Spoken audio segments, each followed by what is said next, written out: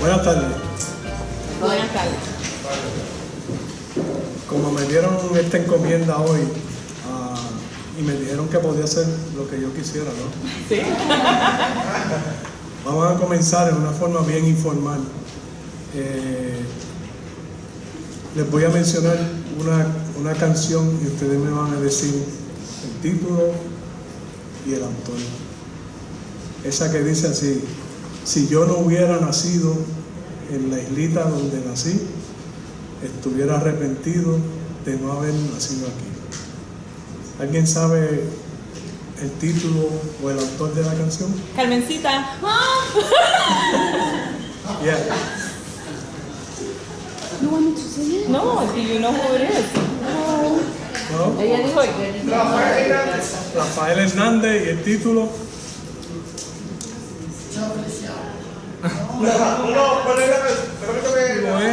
Es El Buen Borincano. ve, por eso necesitamos un centro para que aprendan esas cosas. Poco a poco. Another one. La que dice: con esta linda bandera, ¿quién no se siente patriota? La ha inmortalizado Andy Montañez. Es de Andy, ¿verdad? ¿Ah? ¿Qué la canta Andy Montañez? Andy Montañez la Montañez. canta. Repítela otra vez. Con esta linda bandera, ¿quién no se siente patriota? La interpreta Andy Montañez y se titula así mismo: ¿quién no se siente patriota? ¿Okay? La escribió el doctor José Rafael López. Él es un catedrático universitario y escribió esa plena. Es una plena. Lo que pasa, no la adivinaron porque yo no la canté en son de plena, ¿no? ¿Ah? Pero esa es la esencia de lo que queremos en el centro de puertorriqueños en Arizona, que nosotros aprendamos a cultivar nuestra cultura, los valores de nuestro país y sobre todo que aún estando lejos de Puerto Rico, lo sentimos en el corazón. Vivimos en Arizona, pero en nuestro corazón vivimos en Puerto Rico. Y tenemos que preservar eso, tenemos que preservar todas esas costumbres, todos esos valores que aprendimos, algunos directamente de nuestros padres o nuestros abuelos, otros porque hemos vivido algún tiempo en Puerto Rico y otros porque aún estando lejos de Puerto Rico, lo seguimos cultivando y cosechando. Eso es lo que pretende este centro de puertorriqueños en Arizona. Por eso, en esta tarde nos hemos reunido aquí para establecer el curso que va a seguir esta organización durante el próximo año. We meet to celebrate our annual assembly to choose the women and men who will direct the destinies of el centro de puertorriqueños en Arizona. Como ustedes pueden notar, mi inglés no es tan bueno como el de ustedes. Pero aspiro a que pueda ser igual que el de ustedes y que el español de ustedes aspiro a que sea igual que el mío. Hace 7 meses, mi nombre es Claudio Medina, hace 7 meses que llegué aquí a Arizona tras el huracán María y nos hemos instalado en este estado, en la ciudad de Chandler, mi esposa y yo. Ya teníamos una hija aquí que llevaba 3 años viviendo en Arizona. Y me ha gustado mucho la forma en que los puertorriqueños han estado tratando de organizarse. Somos más de 50 o 60 mil puertorriqueños aquí en Arizona, pero sin embargo todavía la voz de nosotros no se escucha. Todavía la voz de nosotros no está presente como la de otros grupos que, aunque son mayoritarios, pero sí, igual que nosotros, pertenecen a esta comunidad, a esta sociedad y se han hecho sentir. Nosotros necesitamos hacernos sentir y para eso es que está el Centro de Puertorriqueños en Arizona. Para mí es un enorme privilegio estar como maestro de ceremonias en esta actividad y ya que dejamos aparte un poco la parte no protocolar, vamos a comenzar con la parte protocolar y le voy a pedir al compañero que presente los himnos nacionales de nuestro país. Por favor, los que puedan se ponen de pie.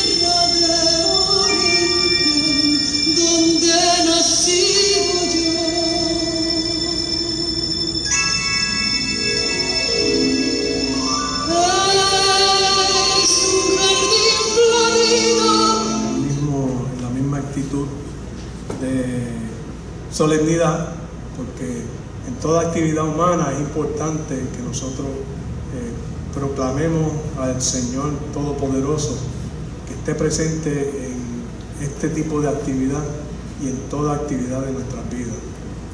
Así que les voy a pedir que permanezcan de pie. Amado Dios, hoy me acerco hasta ti para darte gracias.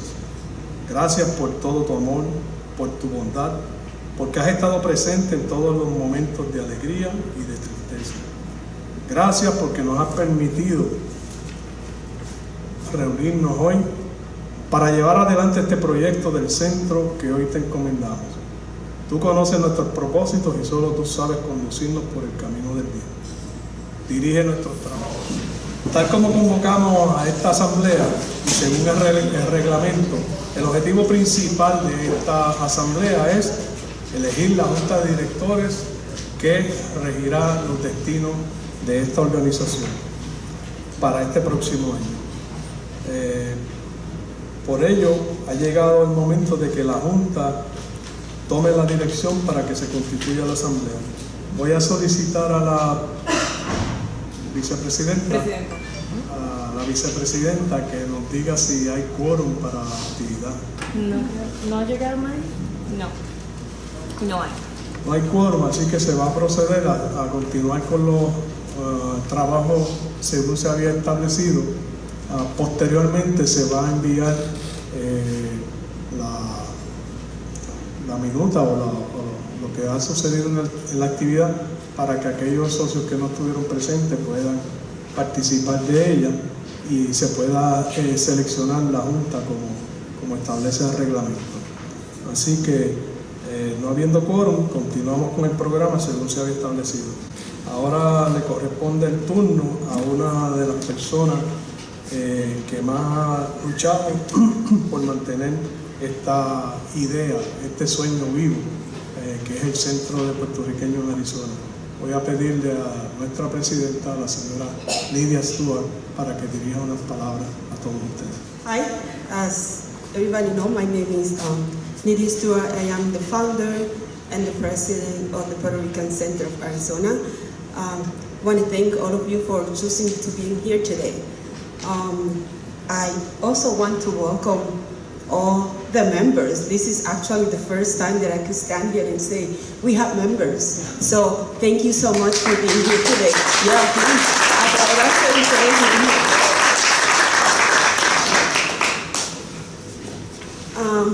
I just want to let you know that you actually play a very important role in this organization. Being a part of the Puerto Rican Center of Arizona, you do have a voice. And today, you actually is going to do that. I mean, you're going to be voting for the new board of directors. So that is a very important role that you play today. I have done my share of serving the organization and serving the community. We have like 10 or how many? 10 or 11 candidates? 11 today with the same commitment and to serve the organization and the community. So I thank you, and with all my heart that you guys decided to take that role. Today I want to talk about dream, because the Puerto Rican Center to me is a dream. It is a dream that that has been with me for, I don't know, maybe for the last 15, 18 years. And the dreams, it starts like a thought. You think about the dreams, and if you don't take action, the dream stays in your head. Nothing really happened. There is this person that everybody knows, is that Dr. Martin Luther King, during his historic day in August 20th of 1963, gave his speech, "I Have a Dream." That speech had an attendance of 250 people. It was the speech of freedom, fighting for the rights and just for what they used to call themselves Negroes at that time. The gesture of Dr. Martin Luther King taught us that you can not only make your dream come true, but in addition, you have to work for it. Hay que fajarse, hay que luchar por los sueños que tenemos, ¿no? Today, I want to tell you that although we don't have 250,000 people here, we have la misma lucha. Okay? Si los puertorriqueños logramos aquí en el estado de Arizona reconocernos como lo que somos, un pueblo luchador, un pueblo trabajador, gente humilde, con muchos sueños, El gesto del doctor nos enseña que no solo se puede lograr hacer realidad los sueños, sino que además tenemos que luchar por ellos a toda costa, a como de lugar. Hay que hacer lo que hay que hacer para obtener nuestros sueños. It is estimated that over 40,000 or maybe 50,000, maybe more, I think, in the 60,000 is now Puerto Rican here in the state of Arizona. And that number continues to grow every day. After Hurricane Maria, a lot of families have decided to relocate to different states, and that have chosen Arizona of one of them. Every day, I meet a person that has moved here, a family that have moved here, that they started their dream, their life, all over again here. We need a place that provides a welcoming and permanent setting where everyone can gather to discuss our past, our present, and our future as a community. The goal is to give our youth the sense of belonging and to feel proud about their heritage, culture, and being a Puerto Rican, and to establish a liaison with other organizations regardless of their ethnic origin, or to create a very strong community. I believe we can do that. Por eso les pido que actúen con compromiso, con seriedad, responsabilidad, sobre todo con el respeto que se merece nuestro país, nuestra cultura y nuestros valores, que son la esencia de nuestra herencia puertorriqueña. Hoy comienza a hacerse en realidad lo que es nuestro sueño. Y yo tengo el compromiso, y yo sé que ustedes también tienen el compromiso de que ese sueño se haga realidad. The success of the Puerto Rican Center of Arizona depends in the unity, commitment, knowledge, and enthusiasm of the community.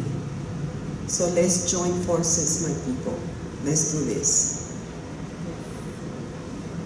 Thank you. Muy inspiradora esas palabras de nuestra presidenta y fundadora. Y recogen de verdad lo que quiere representar esta organización. Recoge ese sentimiento de personas que vivimos en otro sitio que no es nuestro país, pero que sentimos igual y vivimos igual que si viviéramos en él. Así que muchas gracias a nuestra presidenta, y ahora vamos a pedirle a nuestra vicepresidenta, que es otra de esas luchadoras incansables que ha dado gran parte de su tiempo y de su capacidad para que esta organización siga adelante. Me refiero a Gretchen Patterson. Gracias, señor Medina. So 7 years ago, I don't know how many of you knows the history of the center, but just briefly I'm going to tell you. I was secretary for the Puerto Rican Social Club of Arizona for about 6 years, and that's all we did was social. We had parties after party after party after party because we were good at it. And we had a great board, and for all these years, I always thought, well, what about our culture? What about letting people know what we do? And I knew Nidia from, she went to one of the first meetings of the social club and on the picnics and things like that. And I don't know, I do believe that God speaks to me sometime. And at one picnic, he told me, go to Nidia, because this is my dream. I wanted to talk more about the history of our people, culture, just know that we're there, put our name as, up there. And don't mind me, I love to party, but aside from partying, we wanted more. So I approached Nidia and told her what was on my mind, and Nidia looked at me, she's like, wow, I was thinking the same. And I said, I know you don't know me, and I don't know you, but what do you think if we do this? And she says, let's do it. So 7 years ago, we met right here across from the hall for the first time as a group of people. About 25 people came that day to show their support and their interest to be a part of this center.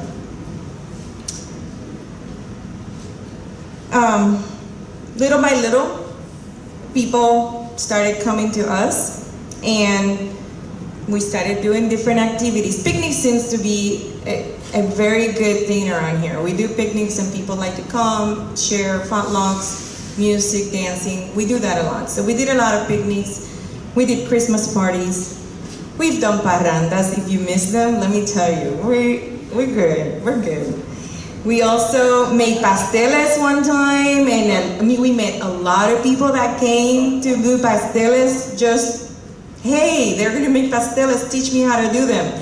And that was a great time to meet. We met a lot of friends on that activity. We've gone and fed the homeless at parks. We have helped families in need, and the list can go on and on and on. El Grupo Orgullo Boricua was born from the center. They play bomba and plena. They're independent, they have their own independent group, but they're still under the umbrella of the center. And they have gone to so many events and activities representing our culture. So that's a huge thing that, for us, for our community. So throughout that, we have met a lot of amazing people and forged strong relationships among many of us. And also, I like to say that we've become a family. We are a family of Puerto Ricans here in Arizona, and there are many people that knows and they're involved because they don't have anybody else, and they want to feel that warmth that we come. I mean, I don't know about you, but I see a Puerto Rican anywhere, I hug them and I kiss them like I've known them all my life. So that to me is my family, and that's what my dream about the center continues to be, so that people feel welcome when they're here, that they know we get you, we know what you're lacking, we know what you're yearning, and that's what we're here for, is to make you feel that way. So we come to this assembly today to officially organize our board of directors. We've had boards of directors before, but not as formal as this, because this is the first time that we open membership to the center. Before that, it was more informal. So you guys are making history today for the center. And this is something that will be recorded for future generations. And as you can see, this process is open, transparent, clean, and it is in the best of the interest of the center. So a lot of work has come into making sure that we're following our bylaws that were established in 2007, and that's why we needed to have the quorum and so forth. So the agenda that lies ahead is to make the center the home of our culture and the values of Puerto Ricans, especially for those of us who live far from our land, but are always present in our hearts. And you're a part of that. Today we're going to make history. The board chosen today has the assignment of taking the baton and follow the road ahead to help achieve the success of the organization. As founders, Nidia and I have given much of our lives to the organization, like she mentioned. Now we humbly give way to the new generation of leaders to climb that mountain. Nidia and I will always be present to do whatever is necessary for the best of PRCAZ. Siempre vamos a decir presente, y yo soy mandona y voy a decir mi opinión whether I'm in the board or not, so expect that. So, we will continue on the board if you all decided that that's what you want, or we're just gonna work alongside with the new board, however the decision that you members are gonna decide. But we will always be giving the best battle for Puerto Rico, for the Puerto Ricans in Arizona, and for our beloved center. That will never change for us. You choose the best today, and those who are elected, I encourage you to continue strong with your dream and your motivation for what drives you to be Puerto Rican or to be from another country. We have people here that loves us and they want to be a part of that, from Peru, from Mexico. I mean, we recognize each other as Latinos, Hispanics, however they call us, but it is something that it carries in our heart to be that passionate about something that we believe in. So to all of you, I continue to encourage you. And likewise for those that are not elected, I ask you not to be discouraged, because there's a lot of work to be done, and there are gonna be committees, and we are gonna need your help. We cannot do this with just 7 people. We need every single one of you. So know that you are needed no matter what. And again, continue with the enthusiasm and commitment of the Center of Arizona and give it your full support.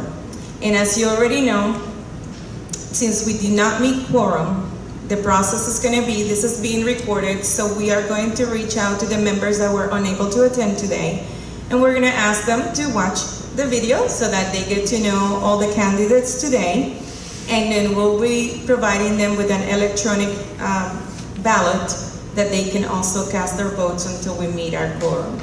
So we're still going to be officially presenting all the candidates today to go over their aspirations, their motivation, their encouragement. So Mr. Medina is going to go ahead and start calling the candidates. Yes, David. Can you tell us what's required of the quorum? What's the requirement? Yes. So we basically need 50% on the number of memberships that we have in the center.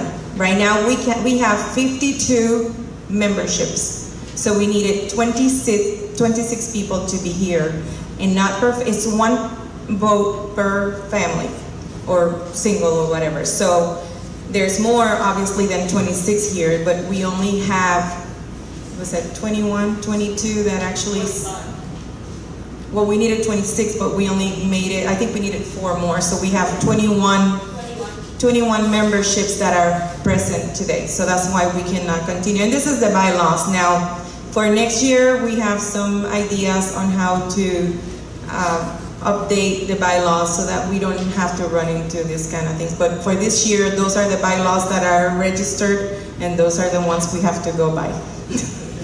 You're welcome. Muchas gracias a nuestra vicepresidenta.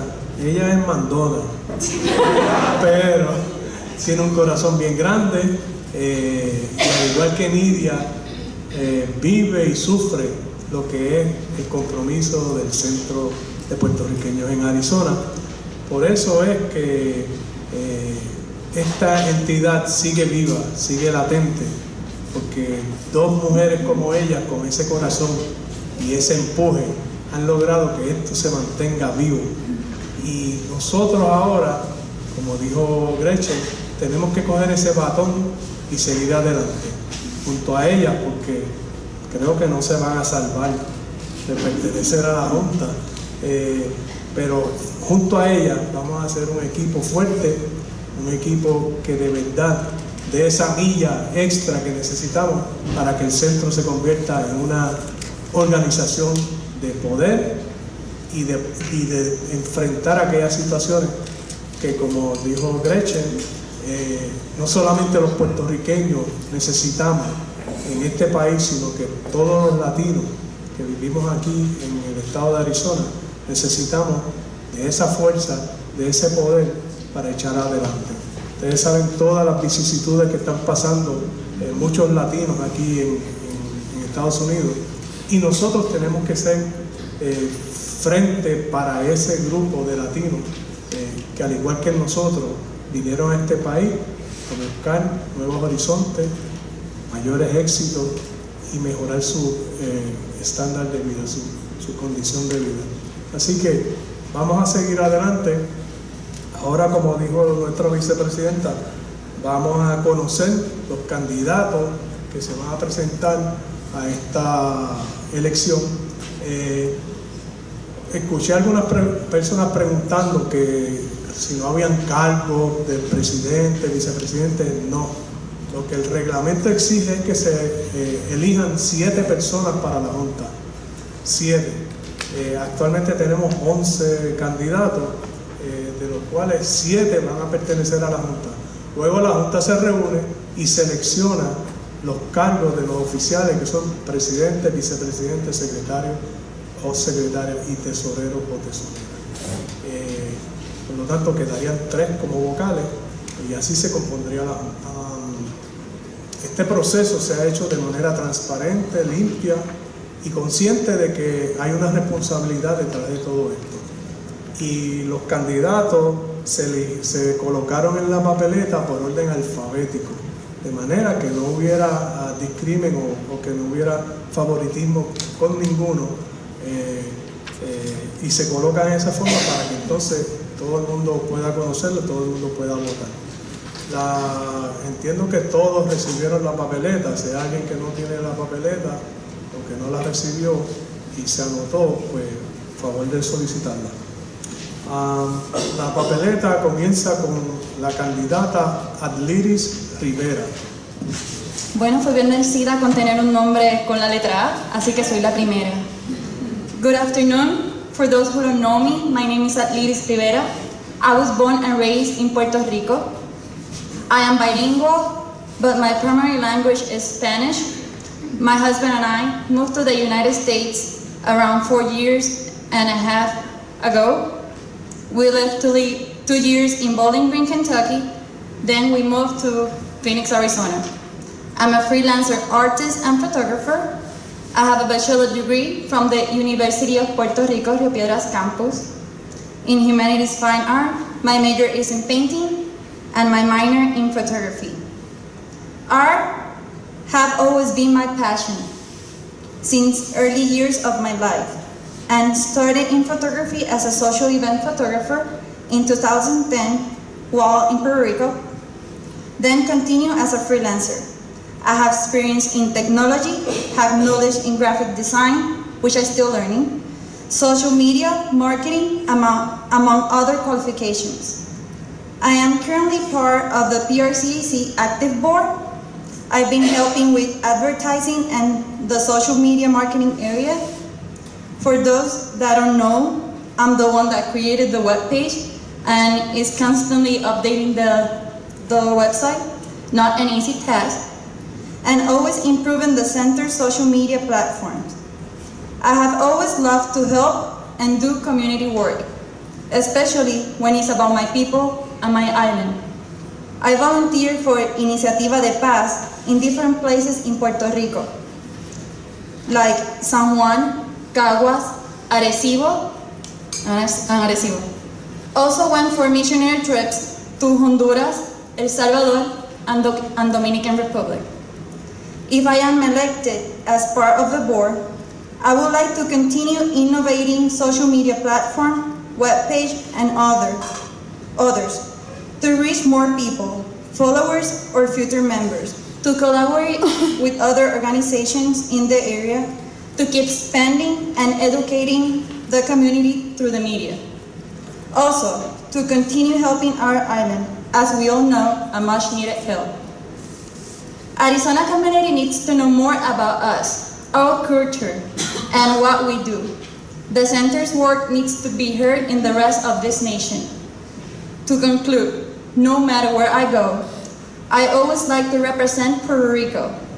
with my art and create cultural awareness. Before Hurricane Maria, I didn't know Puerto Ricans here in Phoenix. But since I contacted the Puerto Rican Center of Arizona, I did not hesitate to volunteer and work with them. Between many reasons, I'm interested in PRCAZ because I feel I have much to offer, and by being part of the board of directors is a good way to give. I have too much to learn, to explore, and people to meet. I see an opportunity to grow professionally, personally, and as a Puerto Rican. By giving and compromising myself is the best way, and the best way is by representing my roots.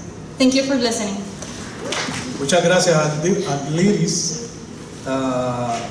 Se me olvidó decir que tienen hasta 5 minutos para presentar su plataforma, así que corresponde ahora a la próxima candidata, que como verán hay muchas mujeres.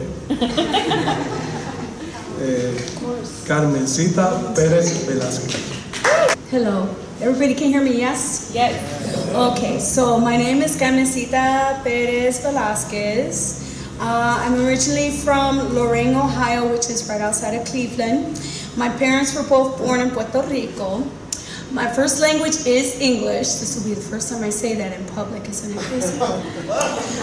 Everybody's like, wow, my God. I am pure Boricua, but, you know, I was asked, well, I've been living in Arizona now for 3 years. Prior to that, I was living in St. Louis for 12. I am a traveling hairdresser. I am the one who created Team Rubio de Puerto Rico by accident. That was an accident. Thank you, Yadi, for that. I don't even know where to begin. I didn't write anything down. Gretchen was like, just be yourself. And I said, well, okay, I'll be myself.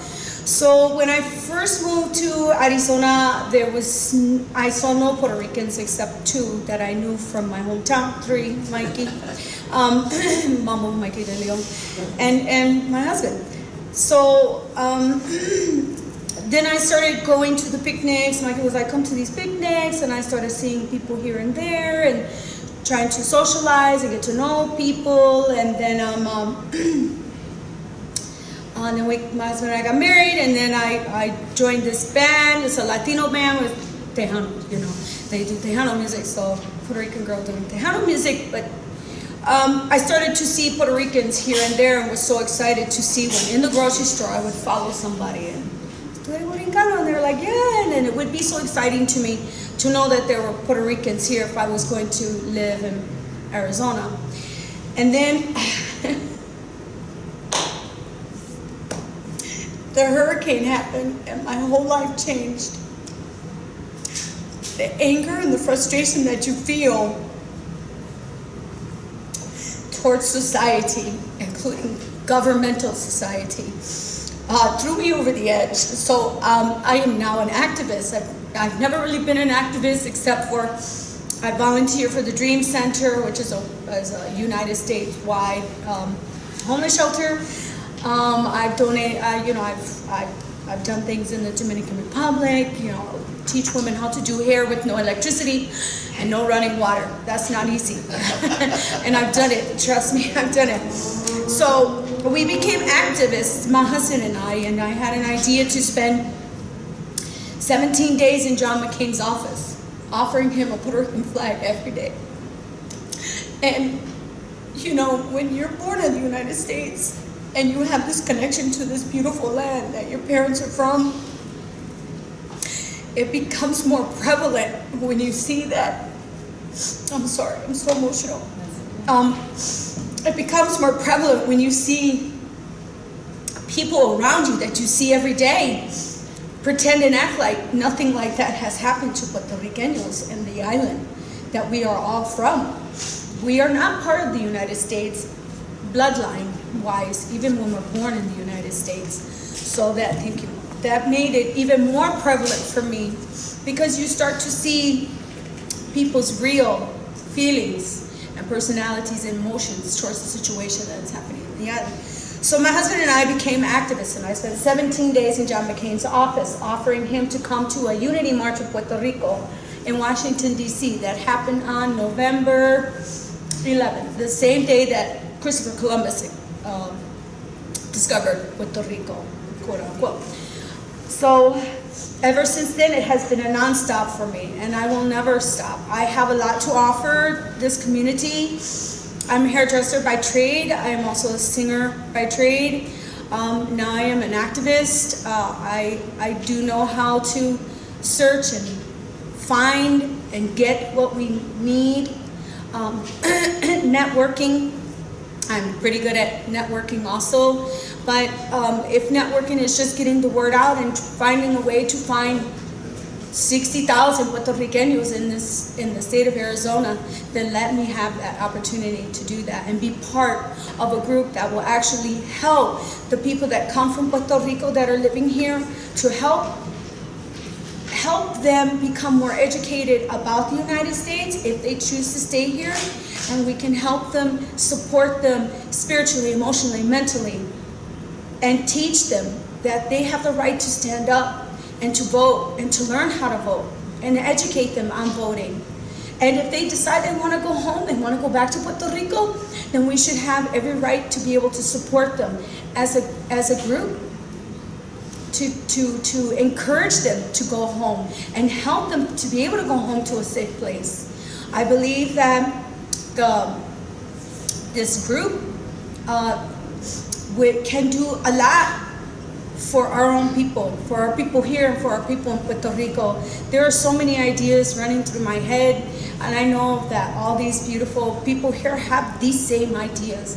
We only have to talk about them, write them down, and plan them, and make them come alive. And if I have the opportunity to be a part of this group, be a board member, I'm still confused about board members and all that kind of stuff, but if I have a chance to become a board member, I'm honored to have that opportunity to work with other powerful, passionate people who want to help other people, and also to educate the other Latinos and the other, Anglo-Saxons and African Americans and all the other cultures that live here in Arizona that don't know who we are and what we do and how much we love our own and how much we just love life and love people. And I think that's very, very important. And I don't know what else. I'm very grateful. Thank you, Gretchen, for calling me and had that conversation. And I have a lot to offer. I don't know what else to say. I've sang for soldiers overseas. I've done, volunteer work as much as I have, and have become an activist unwillingly. But now I'm very willing to stand up. And I've been to Puerto Rico also. We volunteered. My husband and I went to Puerto Rico and volunteered. And I did hair in an orphanage in Dorado, and did some hair in Loiza and some other places, and just help people with their roofs. And there's so much to be talked about when it comes about what's happening to our people in Puerto Rico and how people are becoming. So, okay, Jack, that's it. Thank you. Muchas gracias a Carmencita Pérez Velázquez, nuestra candidata. Ahora corresponde el turno a Dinalis Jauregui, que es la próxima candidata. Buenas tardes, good evening, everybody. Okay, my name is Dinalis Jauregui. I am not Puerto Rican. Yes, I am Peruvian. We love you. I love you. You're probably wondering why a Peruvian would want to participate in this. I guess ever since I met Nidia about 15 years ago about? I was looking for something that involved Latino. I miss my Latino culture.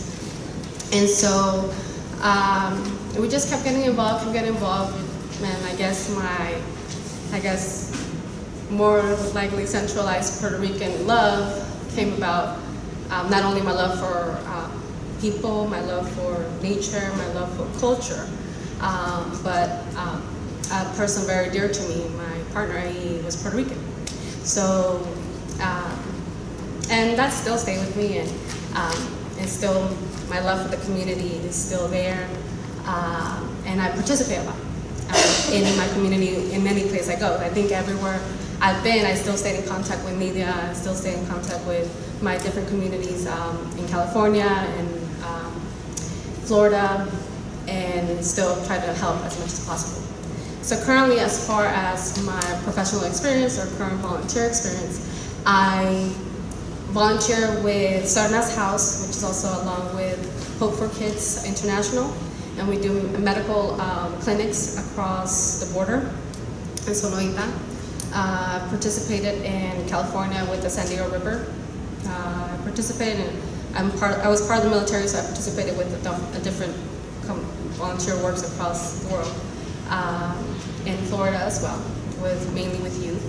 As part of my educational background, I'm finishing up my program with business administration, concentration with global business management, and I think I can be an asset to the board. Whether elected or not, I'm still going to participate, and that's mainly in anything that it's needed. I like project management. I like getting a project going. I like researching. I enjoy making the project from beginning to end run through. So a lot of focus, from what I've heard from our different meetings, is the youth, and that is greatly needed now. Everywhere I go, the youth is a huge focus, mainly because we need some kind of strong roots, whether if it's Puerto Rican, whether if it's any culture really. I believe, as here in the Puerto Rican community, I believe that Puerto Rico serves like a hub for the Latino communities.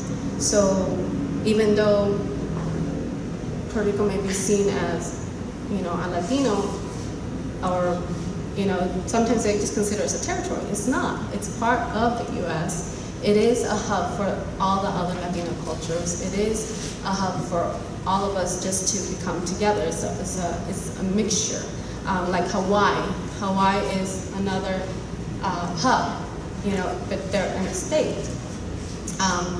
Anyhow, going back.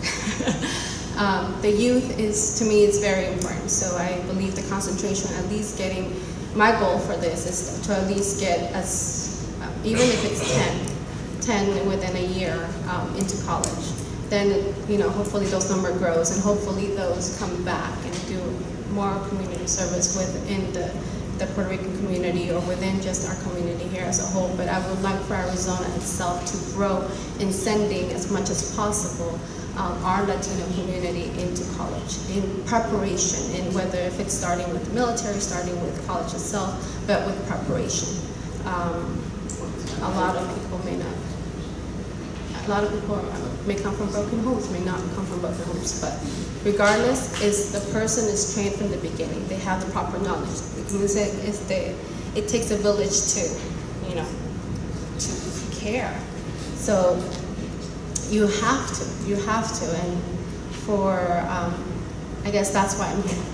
I'm not here as, I'm not Puerto Rican, but I'm here as a community member. I'm here to start here, and even when I'm gone, or even when this is over, I would still like to participate. If you have any questions, you can ask me any questions. Just about the youth, is it more like helping, start the project, or teaching, or what necessarily? There's one particular thing that stands out. One time I was volunteering for my son's school, and when I asked this child, he was probably 10, and when I asked the child, what do you want to be? He told me, I want to be a hermit. I want to be nothing. I want to be a ball. That disturbed me, because for our youth, to being in that kind of school, to having that teacher wanting to teach them, it wasn't enough. So it takes our community. It doesn't take only the parents. It takes an external party, because sometimes, even with my own son, I love my son dearly, but sometimes my son doesn't listen to me, and that's understandable. But you have a trait that you can teach that child. She has a trait. The other person has all those skills combined. will help that child be better prepared for that college, whether it's Puerto Rican or not. There's Puerto Ricans that are Mexicans, there's Puerto Ricans that are Dominicans, there's Puerto Ricans that are Peruanos. I know when I go to Japan, there's Peruanos in Japan. I'm there standing in line, I didn't even know that person behind me was Peruano, and all of a sudden it was time. The same thing happens to me with Puerto Ricans wherever I go in different locations. But my focus right now, it is the youth. Because even my son, I have a lot of things to learn with my son. My son has a lot of things to learn from me. I have a lot of things to learn from my son. But I think as a community, yes, if we focus each and every one of our strengths and think of every single one of those kids, children, as important, but as an individual, we can make them stronger for college. We can make them a stronger asset in our community because we are going to be dependent on them to be a strength for us when we come of age if we can all take care of ourselves. Ahora correspondería el turno a Gretchen Patterson, que es la siguiente candidata, pero como creo que todo el mundo la conoce, pues ella accedió, al igual que Nidia, a que su turno lo van a ceder a los próximos candidatos para que así economicemos tiempo y le demos oportunidad a los otros candidatos también a presentarse. Así que corresponde el turno ahora a Irene Rosario Hawk. Así que ahora corresponde el turno al más valiente de todos. El único hombre que está corriendo. José Moro. Hi, I'm going to make this video short because we have a lot of talented members here. Let me start off and say I'm from Puerto Rico, born in San Sebastian. I came to New York in the 50s, where I grew up. I grew up in the projects on the west side. Always in the streets, playing baseball, you know, just living the life of a teenager. And Simple? it's very simple. I worked in the World Trade Center for 23 years, and I was there in spirit when it came down. When it came down, I was off work. I was home sleeping. And there was a commotion going on, and my beeper, my telephone was going off, and usually I just ignore it. I'm thinking it's my boss, wants to know how the night went. And I usually ignore because I need my sleep. Anyway, I finally had to get up and see what was going on. I looked at my beeper. There was like 200 messages. I checked my cell phone, over 200 messages. I turned on the TV, and when I turned on the TV, is when I saw the second plane hit the Twin Tower, Tower 2. I worked in Tower 1. I thought I was dreaming, but it was not a dream. But that day, I kept thinking, I'm going to get up from this nightmare. The reason why I'm saying this is because when that happened, something here in my heart died too. I lost a lot of friends in Tower 1, mostly the security. Because you know, security are the last ones out of the building. Anyway, when that happened, I moved to Arizona. I decided that I needed a change of life. I was on the verge of getting divorced. My mom had passed away 2 months after that. I had custody of my 15-year-old son. So I needed to change my life. And when I came here, I had a culture shock. I couldn't find a restaurant. I couldn't find more phone. I didn't know where the Puerto Ricans were. So I decided to hit the internet, and I just typed the word Puerto Rico in Arizona. And that's when I met Nidia. And this was back 2002. But I've been with the organization for since 2006. If it wasn't for them, I think I would have still been moving around. They are my family here, Nidia and Gretchen. So, when I first came into the organization, we did the picnics, we did the parada, and we had a lot of fun. We also hosted a Gran Combo. We did a fabulous job that night. But now, I think it's time to go to the next level. We need to help our Puerto Rican brothers and sisters. This is all has changed. It's fun to go party, enjoy coffee and stuff like that with each other. Now we have a lot of work. We need to be there for our Latino brothers and sisters, Puerto Ricans, Peruvian.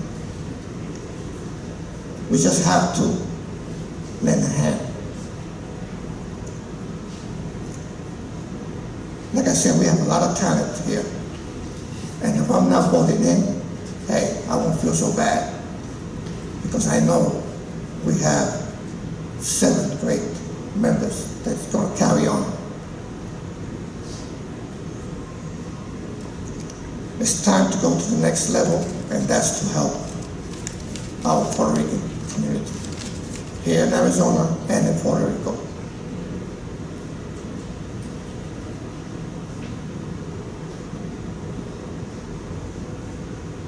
I think that's it. José, escuchándole hablar y a todos los que hasta el momento han hablado, quería hacer una breve intervención aquí, porque el Puerto Rico que nosotros conocíamos a esta fecha el año pasado dejó de existir. Dejó de existir y ahora hay otro Puerto Rico. Y por eso es que nosotros necesitamos que cada uno de ustedes dé un poco más. Demos un poco más para poner a ese Puerto Rico de nuevo en el lugar que estaba. Con candidatos como los que han precedido y los que vienen ahora, ustedes tienen la oportunidad de elegir a aquellos que van a trabajar por ese Puerto Rico y por los puertorriqueños en Arizona. Esa es la ventaja de uno ser maestro de ceremonia, que puede decir lo que uno quiere.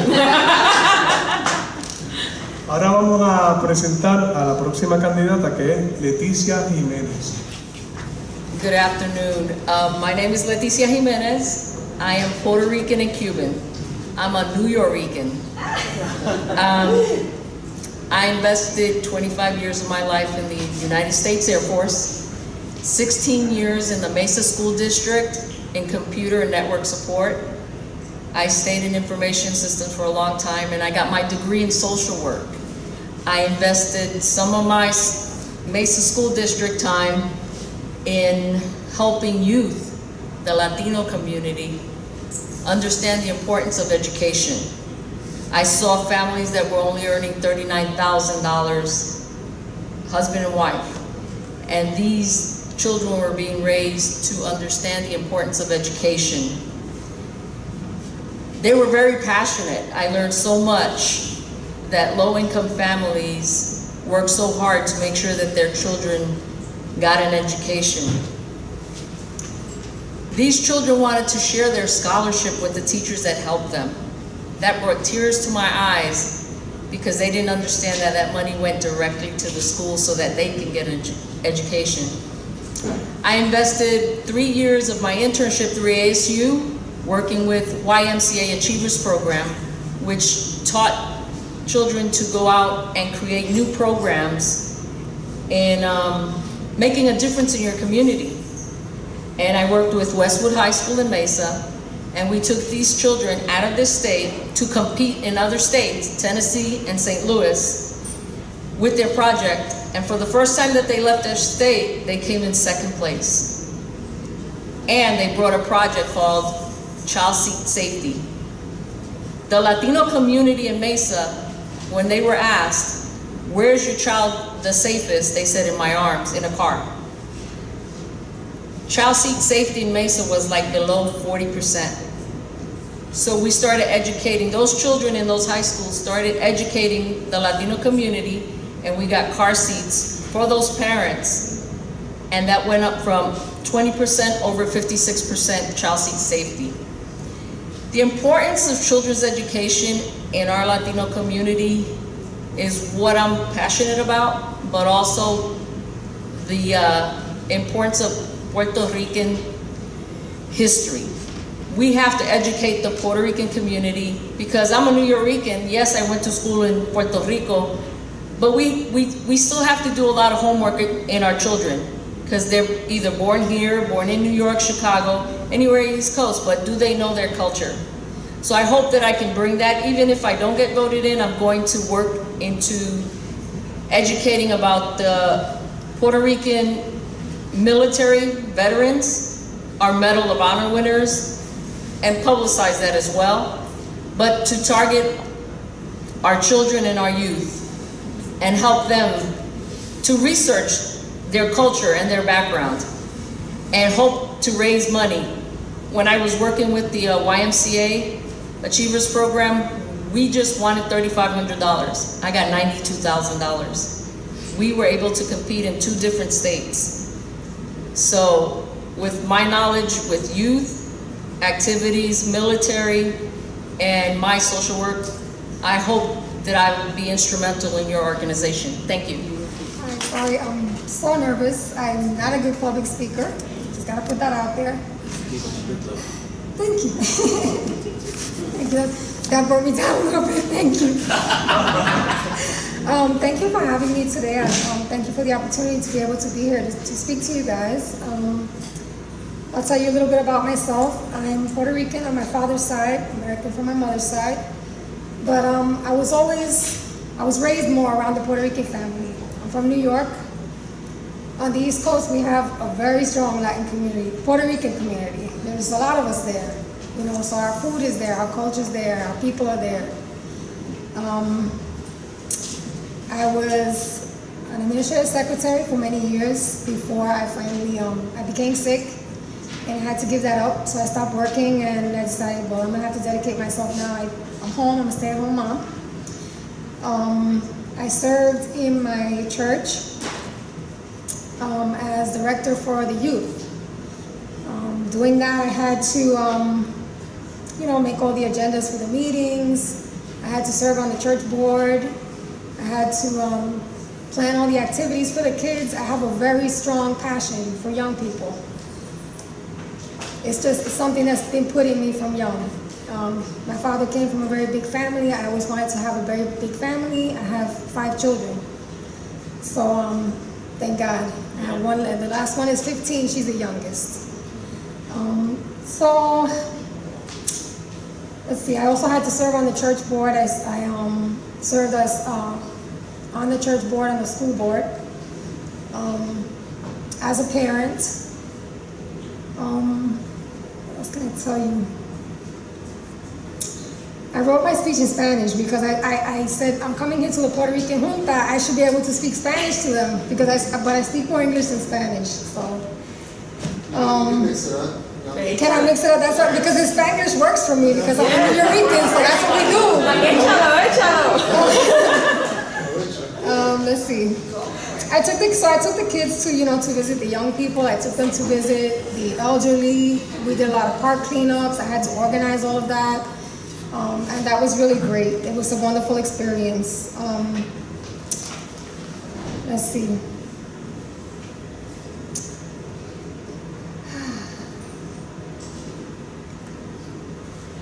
I know that serving on the board, I know the responsibility that comes along with serving on the board, because I've already had to do it twice through my church and through my church school.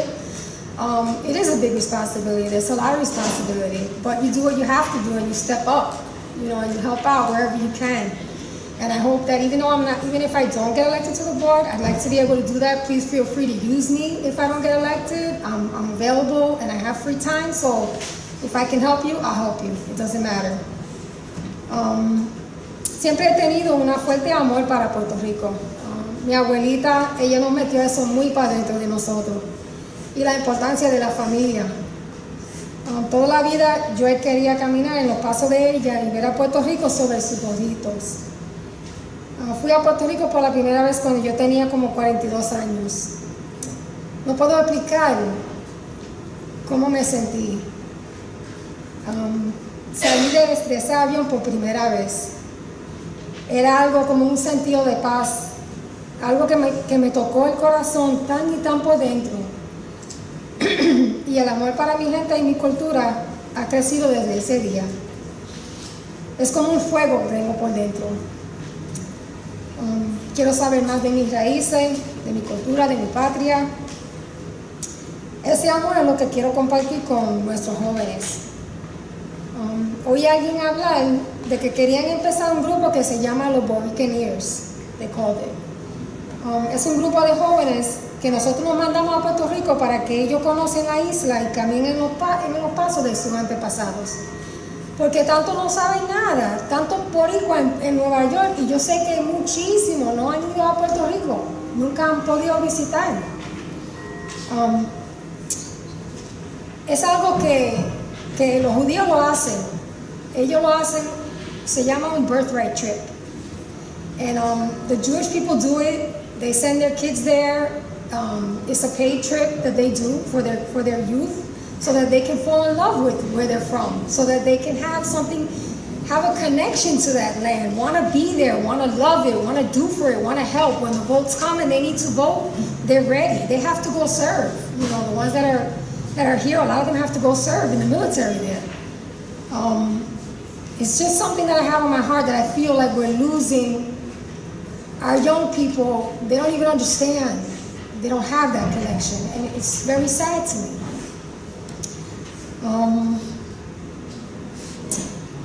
It's just very different. It's very different.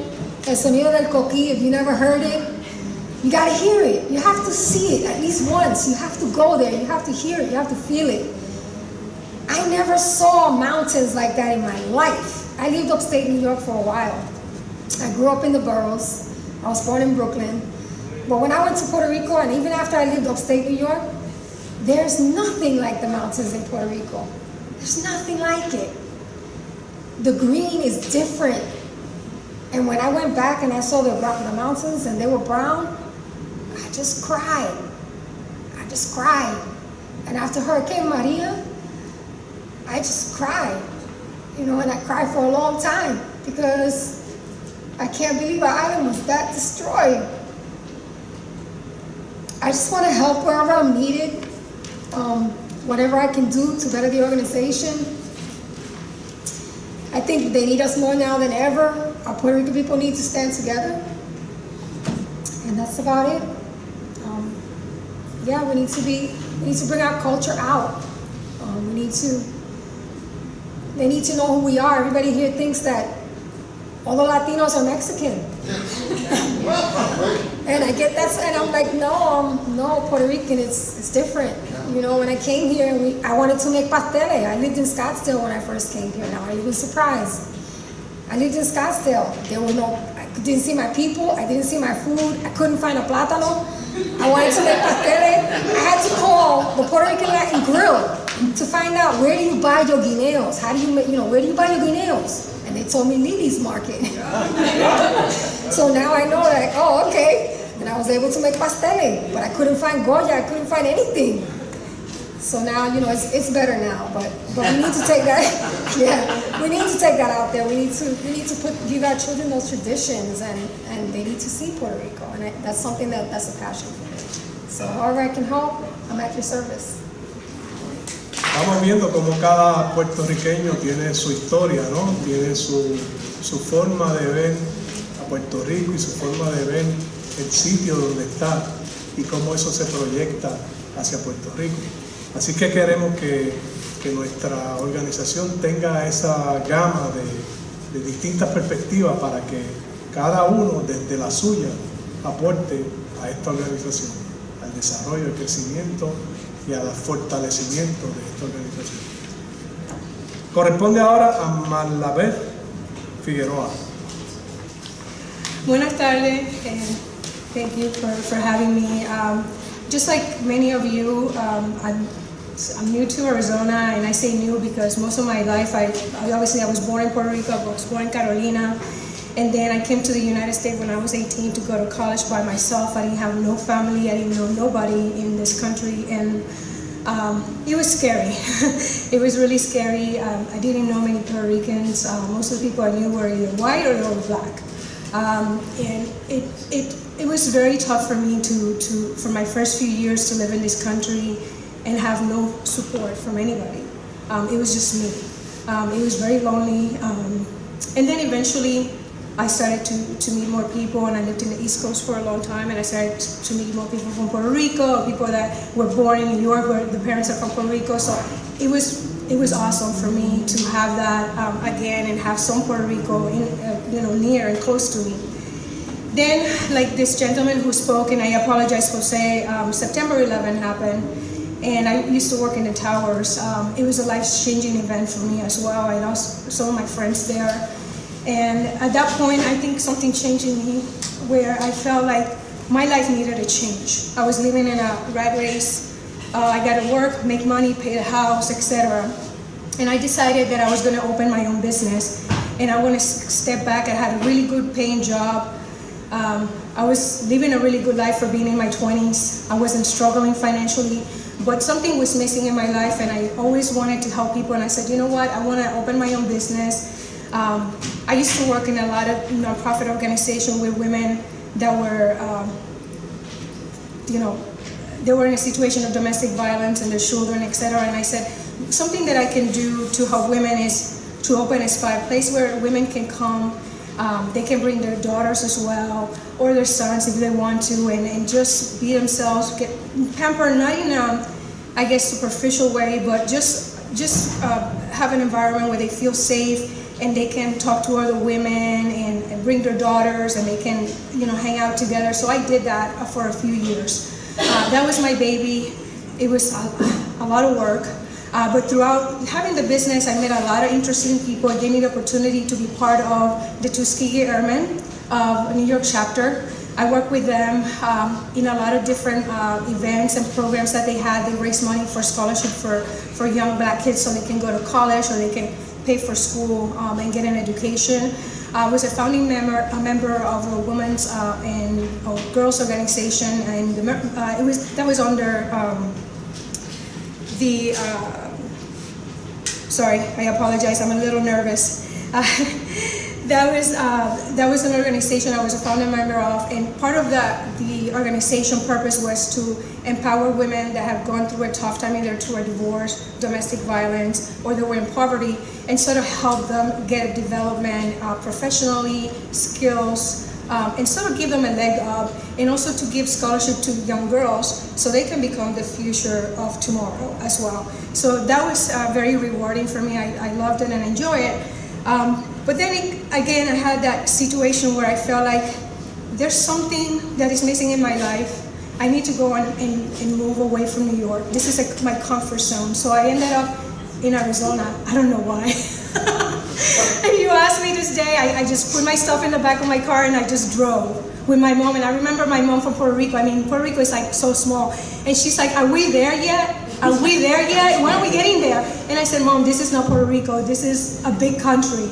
And I remember passing through New Mexico, and there's a town named Montoya, and our last name is Montoyo. And I said to my mom, you know what? If you keep asking, are we there yet? I'm going to drop you off here with your people. So it was exciting. It was new for me, but at the same time, it was scary because again, I was in this place where I was out of my comfort zone. I didn't have Puerto Ricans around me. I didn't know anybody here, and I was depressed for a long time, I'm gonna be honest with you, because all I met, and even though I love Mexican people and I love people from other cultures, there was something missing in my life, and I felt like, what am I doing here? I don't feel like I'm supported, I don't feel like I have people around me that when I come here, for example, today, I love getting my hugs and my kisses and feel like there's warmth in the room. I just wasn't feeling that. And I moved to Florida for a while, and then I didn't like that either because I thought I was going to be closer to my home and just go to Puerto Rico all the time. And then my mom is like, you know what, you need to make a decision. You're like a gypsy. You're always moving from here to there to everywhere, and you're driving me crazy. So I moved back to Arizona. I ended up buying a house, and then obviously September 11, Maria happened. And then my life got shook up. My family was okay. But just seeing the devastation and seeing the suffering from people in Puerto Rico and seeing my little island, the place that I grew up, even the town from my grandmother, she's from Guayama, and my family is usually from the west of the island, and seeing how little ancianos, they're without a roof, they're sick, there's people, there's veterans that are suffering, that are disabled, and just seeing everything, it just broke my heart, and I just felt like, I gotta get out of Arizona. My fellow instinct was to get on a plane and go, and my brother is like, what do you think you're doing? You know, you have a home, you have a thing, if you want to do something, do it some other way, but you can't just drop your life and leave. And I said, well, yeah, I can't do that, it's my life. And so my brother was like very good about calming me, but it was very anguishing to see that. And then I saw an article in the newspaper about this organization, the Puerto Rican Center, and I said, there are Puerto Ricans in Arizona. And then I started looking in the internet, and that's how I ended up here. And I remember coming to the first meeting and meeting Gretchen, and I was scared to death because I didn't know what to expect. I thought maybe they're not gonna receive me very well, maybe they're gonna be like, another girl coming into the Puerto Rican organization. But no, it was amazing. People were great, they were very welcoming, and I said, oh, this is where I'm supposed to be. I'm not supposed to be in Puerto Rico, I'm supposed to be here. And then, obviously I said, I want to do something, not only for the community here and the people that come here, but also for people in Puerto Rico. And that's part of the reason why I'm running, is because I want to be able to contribute in that way where we're here, yes, we're doing something for our people that come here and offering them services, education, and the support that I didn't have when I first moved here and felt very scary and depressing many times.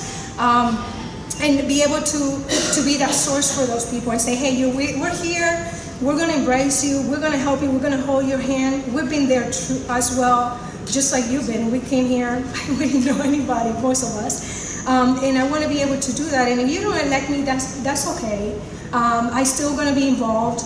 I talked to Carmencita, and I talked to you the last time to Gretchen, and I told her, I said, we got to do something about putting a group together and going to Puerto Rico and maybe doing trips over there, helping people, you know, build their houses or help them out because they need it. Every time that I see the news, it's depressing to me to see the things that are happening in the government and how many people are getting left behind and how people are living and they're hopeless, and it's just very sad. And so I'm very passionate about that.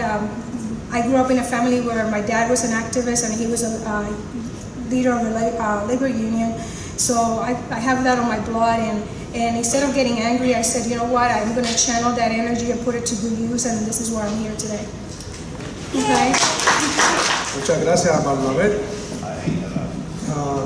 Correspondería el turno a Lidia Stuart, pero también la vamos a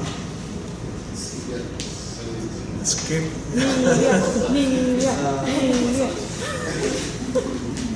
Ya todos saben quién es ella, así que ella está allá. Y ahora corresponde el turno a Chandra Colón. My name is Shreya Colón. I'm the mother of 7 beautiful teenagers or young adults. 3 are biological. I have a wonderful, supportive partner as well. I was born in Guayama, Puerto Rico. I'm from Patillas. Like many of you have mentioned, like our culture and how our kids are losing it, I'm one of those. I moved here at the age of 8, and Phoenix has been my home ever since. My parents split shortly after, and my father moved back to Puerto Rico in 1997, where he resides today. Even though I've been here for so long, I miss the smell of Abuelita Sopon. I miss every flavor you can think of. She made lime out of it.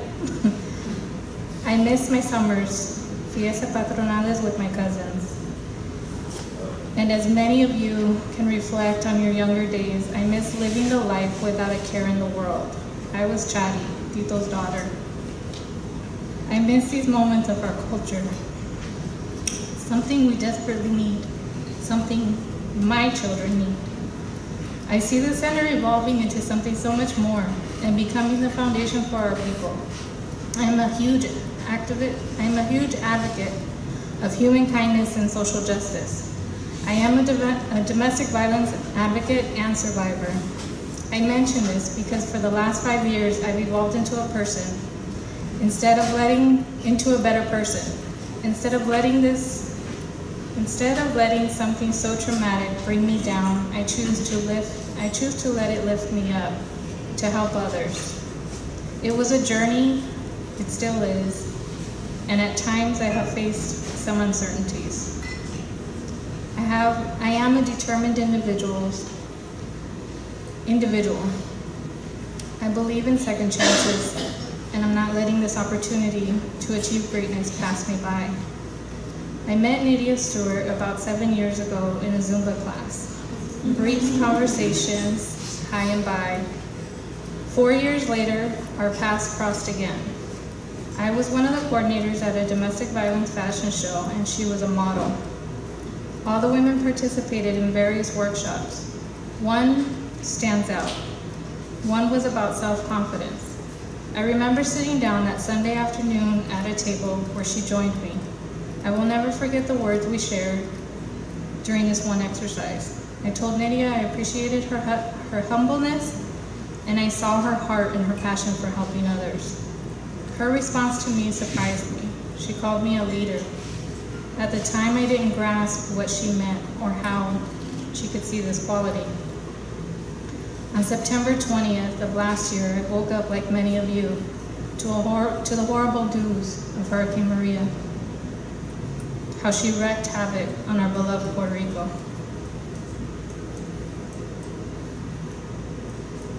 Remembering my passion for helping others has grown. I immediately went into two modes of thinking: panic for my father and serving. How can I help? Confusion about what was going on during the storm made the concern for my father grow. I talked to this man on a regular basis. Was he okay? Is he alive? When I couldn't immediately get the answers I wanted, I turned to Nydia. Tears and crying over the phone at first, until we pulled ourselves together and found a plan to serve others. We decided to call the people in our community in similar situations, loved ones in Puerto Rico, who had loved ones in Puerto Rico. We arranged a meeting at the Puerto Rican Latin Grill for the following Monday to create a plan to help our beloved island. In 10 days' time, a couple of friends and one meeting in the Phoenix area showed its love for Puerto Rico. So many people, local businesses, friends of friends, took their time to assist the cause. Community members donated their time, money, and supplies. Local businesses became drop-off centers. We found people, companies, who donated their semi-trucks and their time, their gas, to haul these supplies to Florida. Questmark generously offered their space to store our supplies for the remaining 4 months. Who knew we became relief organizers, professional movers, event planners, negotiators, spokespersons, and the list goes on and on. We have done it all. Hurricane Maria woke us up. I've never seen in 30 years so many Puerto Ricans come out. This is a bad analogy, but seriously, that warehouse, like when you turn on the lights in New York and the Rococo, like bad analogy, but that's what it was. Hundreds of people showed up. I'm excited to be a part of it, Although the center has been around for 10 plus years, I'm excited to be around at this specific moment. It still is a grassroots organization which has potential to cultivate an amazing organization for years to come. Keeping our Puerto Rican culture alive here in Arizona is one of my deepest passions for myself, for my children, and we deserve it. Arizona is lacking the culture, but more importantly, our children are. Our ancestors deserve this. My grandmother deserves this. So does yours. I believe in our various passions, and any one of us will make this work. Everything happens for a reason. Everything has its time and its purpose. Everything will come and will follow. I stand here today humbled with the hope that I may be able to fill the role she, Nydia, envisioned in me 4 years ago. Muchas gracias, Chandra.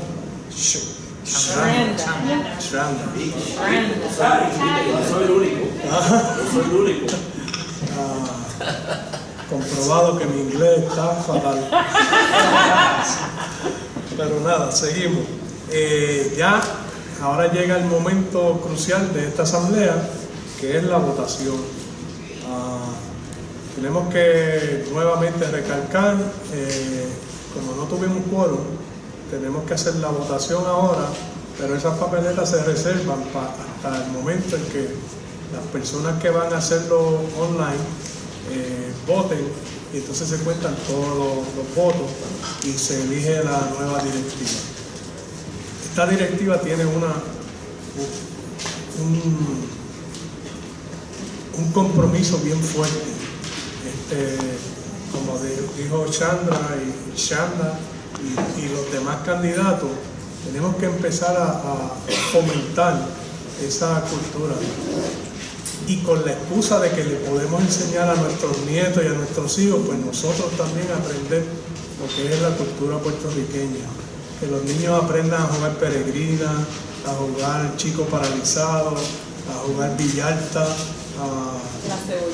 la cebollita, todo ese tipo de juegos, que ahora muchos de ellos la han abandonado porque tienen sus juegos electrónicos, ¿no? Pero que nosotros podemos enseñarles y podemos recordar todo eso que es Puerto Rico.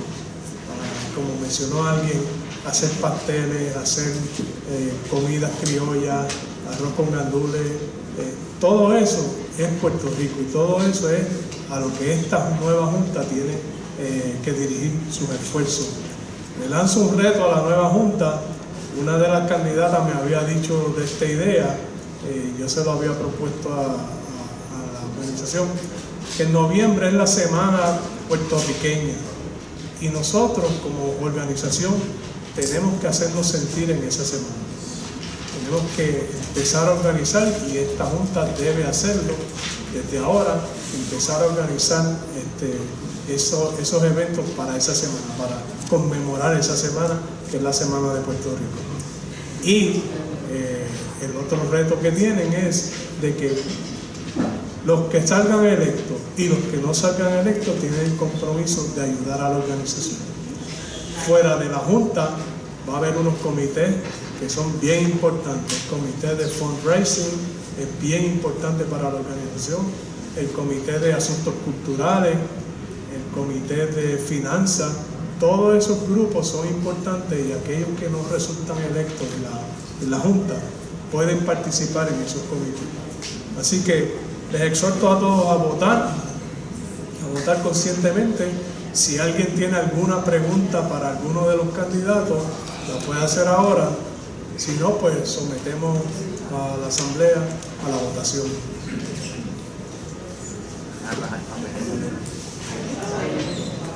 No hay preguntas, pues vamos a la votación.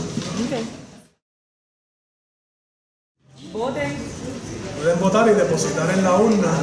Yo tengo que ir a votar. La parte posterior. Cierren la puerta. Cierren la puerta, que nadie se vaya.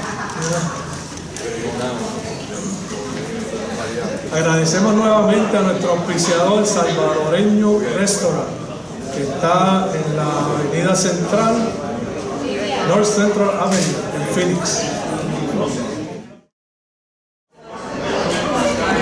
Buenas tardes, good afternoon. My name is Miguel Mambo de Leon, and first I want to thank all the candidates for super special, and I know the board, it's going to be a really good board and moving forward. I'm working with Ricardo, and we are doing the Puerto Rican Festival this year, which is happening October 13th. And I'm new, so a lot of folks don't know me. They just know I do music and then I'm a knucklehead. Those are true. Saben que soy músico y soy medio loquito y eso son cosas que son verdad. Pero otra cosa es también lo mío primeramente la comunidad. My first thing is for the community. Entonces, como no tengo mala sangre aquí, tampoco va a empezar. Since I don't have any bad blood around here, I'm not going to start either. So ya hablé con varias gente, no va a haber otro festival. Ya hablé con Lalo, con Carlos y esa gente, no va a haber otra fiesta, lo va a dejar que el 13 de octubre se tiene para que el Puerto Rican Center y la Festival de Puerto Rico se puede presentar tal como una comunidad unida. ¿Okay? Entonces, en eso, trabajando con el Puerto Rican Center, a los miembros les vamos a estar pasando también información. Luego ahí con ellos voy a estar hablando, de ahí ellos pueden enviar la información para que sepan lo que viene por ahí, para que participen también en el festival. Okay?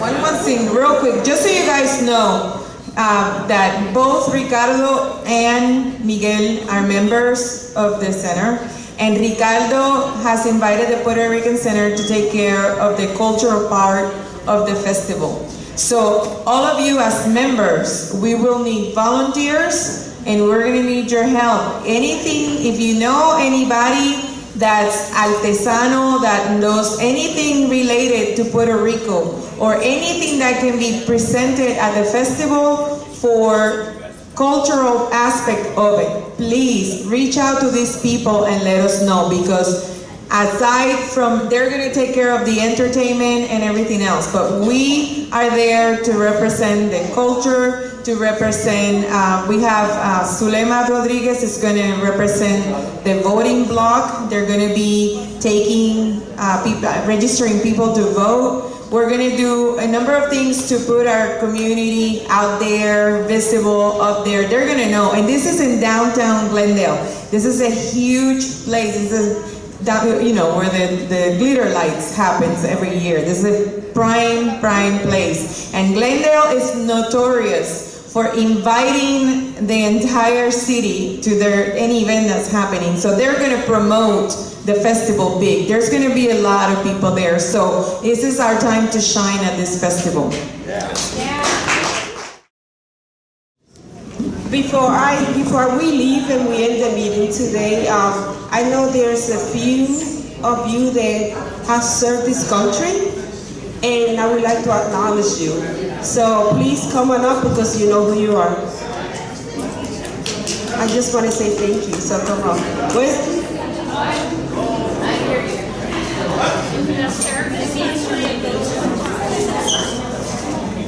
So, I have also served this country for 8 years, and I want to acknowledge Inalise and Leticia for serving this country. Puerto Ricans, we are Puerto Ricans, and we have served this country, so it is an honor to have them. And there's many more, we're going to honor them as well. Yes.